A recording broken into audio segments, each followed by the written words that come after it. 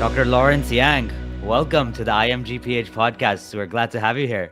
Hi, thank you so much for the invitation. I'm really excited to have this opportunity to speak about all of the new work that's happening at NYU GPH in global mental health and wellness.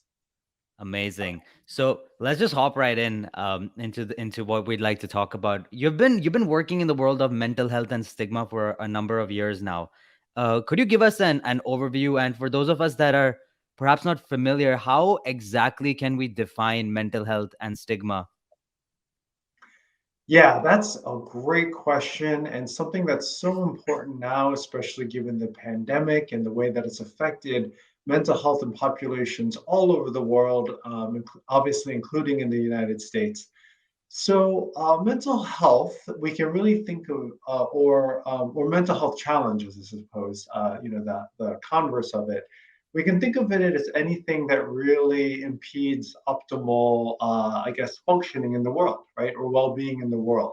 So, what are the things that could, lead to impairments in terms of one, functioning to their fullest capability in their lives, in their daily lives. So this can include things like depression or anxiety, or when you talk about more severe forms of mental health challenges, it can get into things like psychosis or psychotic-like experiences. So stigma is are the conceptions, the typically, unfortunately, negative conceptions that are associated with any of these mental health challenges. So, for instance, what do people typically think about a person who's experiencing symptoms of depression or anxiety or psychosis? And unfortunately, these types of conceptions are typically quite negative and can really impact the person in a negative way. Okay. So the big question that comes to my mind is how does one measure stigma? Great question. So I could go on about this. I will, in a nutshell, stigma is a really diffuse and complex concept. And stigma can occur on many different levels. It can occur on the individual level, it can occur on the community or the public level, it can occur on the policy or structural level. And so we have ways of thinking about and measuring stigma for each one of these levels. Honestly, each one of these levels merits its own separate conversation. Scholars, including myself and researchers, are constantly basically thinking of new ways of conceptualizing how stigma occurs across these different levels, and then how we can most accurately measure it. Wow. Okay. So you did mention in the beginning that COVID has certainly given us more awareness and made it more acceptable. But are we actually making progress here with regards to the whole topic? Yeah, so that's an open question. I think, and that's something that I've been giving some thought to. I think that what COVID has allowed us to do is to really more openly talk about loneliness Hmm. and what how loneliness affects our mental health and our well-being. Just because everybody is engaged with this now, we're all separated, cut off from other people in a way that we weren't, just 2 years ago, and everybody is struggling with this to some degree. So, I think the opportunity is that mental health challenges, everybody has really firsthand experience with it right now. At this particular moment. So, it is an interesting question, though, in terms of have we, has it allowed us to make progress with, mental illness stigma per se? Now, that's another, and I think, perhaps separate question. And I think that that's something that we hopefully can take this moment and really push forward the broader field. I don't think we've been able to capitalize that to the degree that we might be able to, but hopefully again, you know, work that I'm doing, work that other researchers that I know of are doing, we'll be able to capitalize on this moment. Lovely. Let's hop right into your work. I'm curious to learn about more about the Li Ka-shing Foundation, and for those of us that have no idea about it, could you just give us a brief summary or what is it all about? Yeah, so first of all, I really want to, just with the deepest amount of appreciation, thank the Li Ka-shing Family Foundation for providing a very generous donor gift to NYU GPH that I'm, have the great honor to administer. So, what this gift does is it really puts global mental health and wellness on the forefront of the work that we're doing here at GPH. And what we've been doing, so this initiative actually grapples with a lot of the issues that we've already started to speak about during this podcast. Let me jump into some of the activities that we've been doing in this that we've been doing in the first 6 months of this gift, which runs for 2 years. And so the first set of activities is that we have actually um, sponsored a set of pilot awards to the faculty who are working in this area. And so there's some really exciting work that's happening. I'll just give you a couple of examples. One of the pilot awards has been given to Dr. Peter Navarro. He is doing a project to meet the mental health needs of trafficked children and adolescents in Vietnam. And so what they're doing is assessing the integration of this technique called photo voice and looking at its impacts on uptake of mental health services. So photo voice is basically when people utilize photographs in this way to depict a narrative of their own experience. So you could just imagine how powerful this could be in terms of trafficked youth who are coming into Vietnam, telling their really stories of of resilience and real and of real again grappling with, but hopefully overcoming the challenges that come with having survived the experience of being trafficked. And essentially, he's utilizing this method to really enhance mental health, uptake in this very, very vulnerable group. So that's just one example. Another example of a project that we're piloting or seeding is from Dr. P.T. Lei, she's an assistant research scientist at GPH. And PT is doing this fantastic work on piloting a mobile self-help app for cancer patients in Vietnam. And I also just want to mention that actually Dr. Lei, with support from this generous gift, has actually received this very prestigious award. It's actually called a K Award from the National Institute of Health. And so she has a 5-year project actually to expand and look at this work in Vietnam. And so she won this really prestigious award. It's $800,000 over a 5-year period. So just some snapshot into some of the really fantastic pilot work that's happening. So the second set of activities we just are in the process of awarding a set of fellowships to our master's and our doctoral students. So again, from this really generous gift, we are able to give support to up to 6 master's students this year, and then 3 doctoral students this year who are doing work again in global mental health, wellness, and or stigma. So basically, and so the way the fellowship looks is that the fellows participate with a faculty mentor. They work with them, a mentor from our group, and so they work with the mentor fall and the spring, and this culminates in a project in the summer where they spend full time working with the faculty mentor. Pandemic allowing, they also travel to the site or a site where the work is occurring, and this provides an incredible training experience in terms of being able to immerse themselves firsthand in global mental health work. So just a couple of examples of the kind of work that this fellowship is supporting. So we have a one fellow is doing work among South Asian severe mental illness in New York City and looking at how cultural barriers impact access to care. Another fellow is doing work on, for instance, the COVID-19 pandemic and the mental health effects on Asian American essential workers in the United States.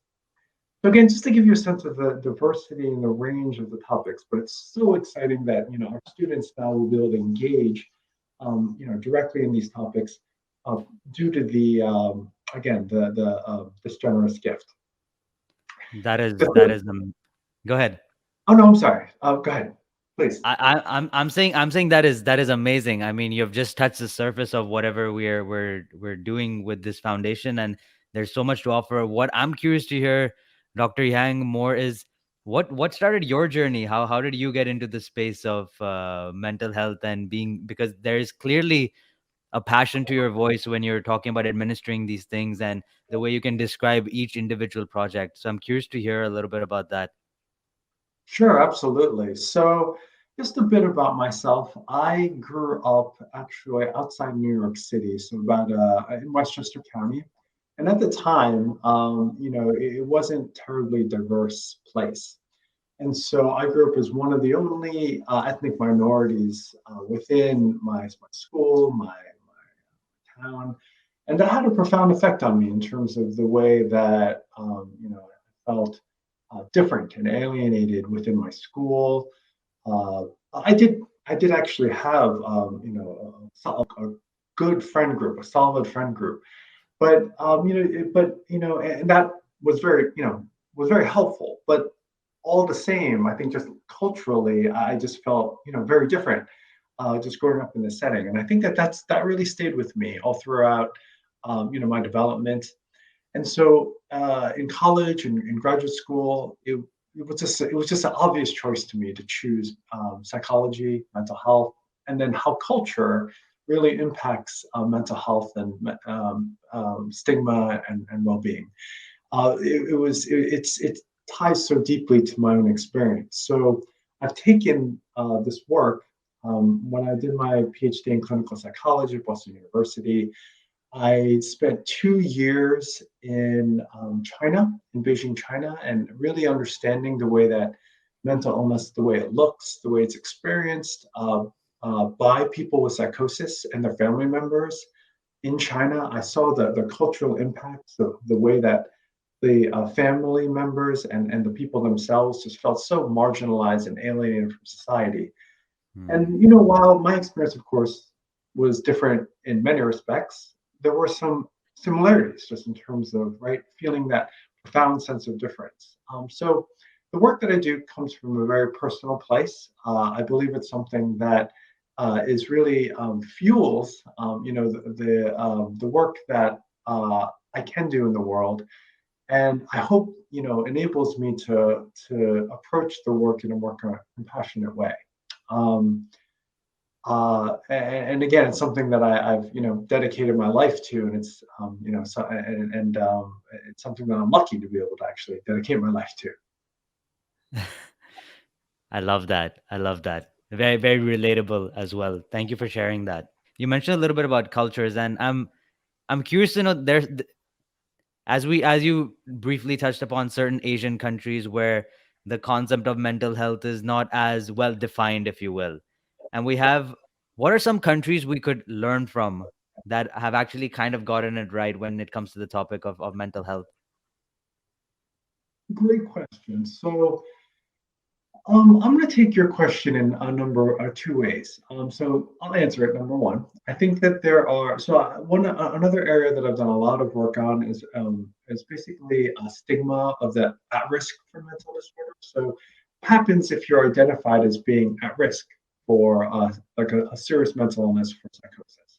So I was fortunate enough to get a 5-year R01 grant from NIH to study this topic, and to really try to bring stigma into new areas. So basically, these youth are identified as being at risk for developing psychotic disorders, but they don't actually have psychotic disorders themselves yet.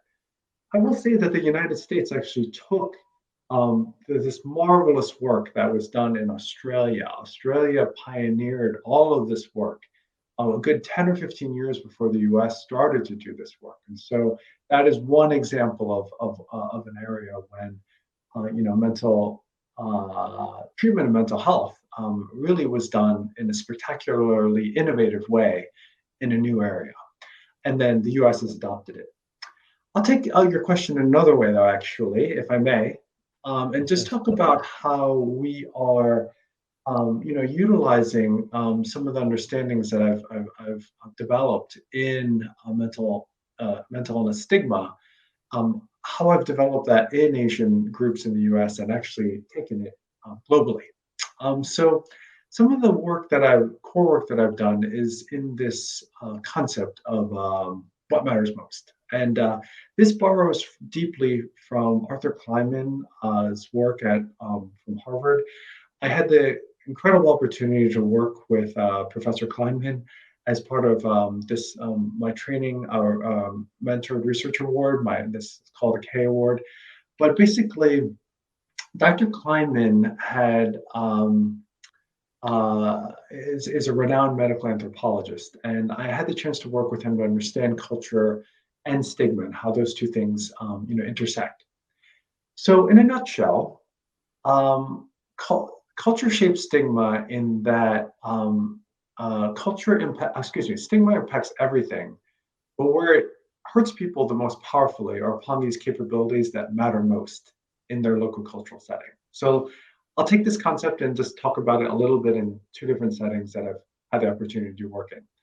So in my K award, I did work with Chinese immigrants with psychosis who live in New York City. So this was after I went and did my dissertation. I lived in China for 2 years.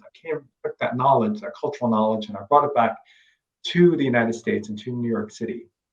And so, what matters most among a lot of Chinese groups is lineage, is actually perpetuating the family lineage, making sure that it has resources, that it has honor, face, etc. And even though this changes, is in the process of changing in China and in Chinese cultures, it still is an enduring cultural orientation that a lot of Chinese groups have experienced. So, so I was able to use that concept and really, work with the Chinese immigrant group in New York City. I've also taken the concept and actually taken it globally. And so most recently to the context of Botswana. So Botswana is a country in sub-Saharan Africa. It has among the highest prevalences of HIV in the world, about anywhere from, well, depending on the estimate that you look at, anywhere from 20 to 25% of the entire population has HIV. So it's a really huge public health issue in this country. And we've taken this concept of what matters most, and we've seen that what matters most in Botswana is heavily gendered. And so for women in particular, what is seen to matter the most among women in Botswana are capabilities of taking care of the household. It's heavily gendered, and again, these things are changing, but there's a strong thread of traditional sort of gender roles in the society. So what is seen to matter most for women is exactly caring for a child, bearing a child, and providing a safe and thriving household. If I can, sorry, I should have said more about this. So um, the thing that's important about this concept is that it really gives us a way to understand how culture shapes the way that stigma is experienced. So, Mm. to utilize the Botswana example, so pregnant women with HIV would experience stigma in all sorts of domains of their life, right? It could happen in a potential job. It could happen in community, family, within themselves in terms of self stigma. But the what matters most framework enables us to understand the way that stigma most uh, impacts the individual is actually through, again, through their ability to bear and raise a healthy child, and then to provide a Mm. thriving household for that child. So that's the way that stigma is most powerfully felt by these individuals. So what's exciting about the framework and the concept is that it enables us to then gear our interventions towards promoting these capabilities specifically. While we've barely even touched the surface of all the amazing knowledge you have to offer. I've learned so much in the past few minutes, and I know that there's so much more to learn. So, since we have to end the podcast right now, I'm curious where someone who's interested can learn more and dive deeper into this, whether they're not only an NYU student, but even a listener from outside. Where could we learn more and make ourselves more aware and contribute to something like this? We actually have a dedicated website to the Global Mental Health and Stigma Program, and we will make sure to provide it to you. And this describes a lot of the activities that are being undertaken right now by myself and also our dedicated faculty to this issue at GPH. So we have a core set of faculty who are doing really just groundbreaking work in this area. So I invite anybody to please take a look at the ongoing projects that we have, either on on this website, and then take a look at each of the faculty members' individual work. So that'd be number one.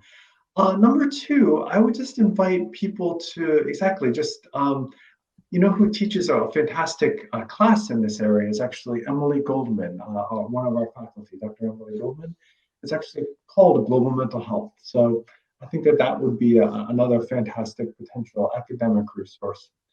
And then lastly, I think it's just really just being, aware of all the different work and activity that's happening in the world right now.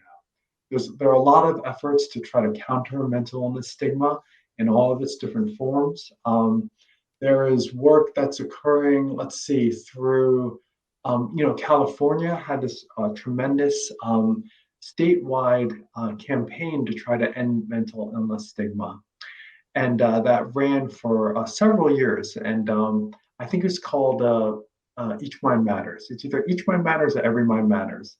And people could take a look at the materials that were generated from that campaign. I think that's also a tremendous resource. I had a chance to work with them actually during the course of that campaign. So, and of course, if you are interested in this work, feel free to reach out to me. This is, the work that I hope to promote again throughout my career and work, and especially, through the work at NYU.